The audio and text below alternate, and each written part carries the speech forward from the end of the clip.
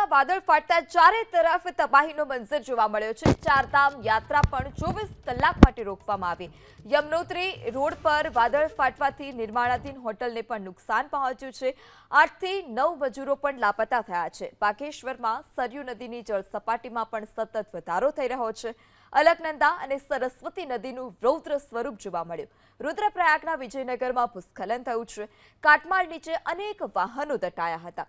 તો Kedarnath Badrinath national highway પર પણ ભૂસ્ખલન, જ્યારે સિરોપગઢમાં રસ્તો બંધ થયો હતો। અનેક વાહનો પણ જે હતા તે ફસાયા હતા।